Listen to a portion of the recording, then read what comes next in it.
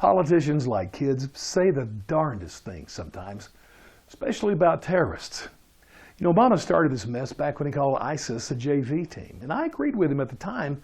It's just the problem I had was that as head coach of the varsity, as Obama is, he didn't seem to be upset when the JV was kicking his butt.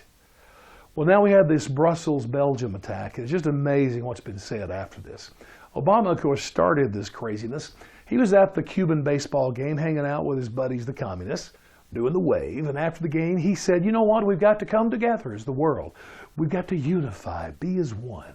All I could think of was, don't you know that ISIS, man, they are quaking in their sandals at the thought of these world leaders coming together to sing Kumbaya. Hillary had a fun one, though. She uses the word comprehensive in every plan, every program she has. Her response to ISIS was, we've got to have a comprehensive approach dealing with ISIS, meaning it's got to be so complicated no one can possibly understand it. She can claim victory, and who can question it? Of course, Donald Trump just said, I believe in waterboarding. John Kerry took it to the dumbest level of all, though, when he said that the Brussels attack was evidence we're winning the war on terror. He actually said that. Now, to be fair, I think his logic was that we're pushing them back, in Iraq and Syria. This is causing many of their soldiers to travel out into other countries to do their damage.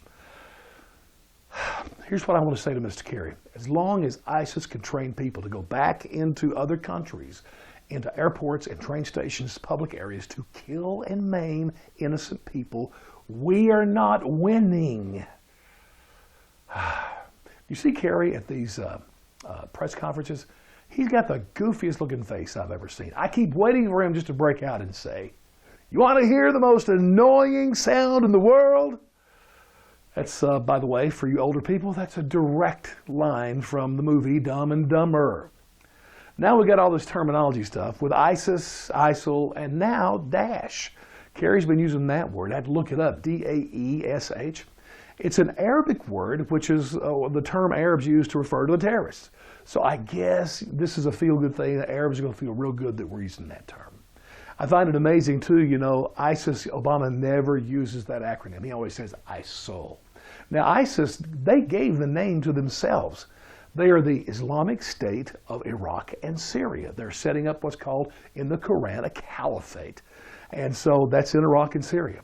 Now, Obama doesn't like that, and he's so much smarter than the terrorists, And so he calls it ISIL. That L stands for Levant, which just means the whole Middle Eastern region. I also find it amazing that Obama will not use the first I term, which is Islamic, because, of course, it's not about Islam. Whew. I mean, where does this come from, this stupid talk? And you know what the biggest and dumbest of all is? Obama recently said, you can Google it and find out, that we will defeat ISIS by telling them they're weak. If you're asking yourself, how can you be so dumb? Let me answer that question, because it's not really dumb as much as it is a belief system, a worldview. See, in Obama and Kerry's world, many Democrats, certainly liberals, they believe that words are more powerful than weapons.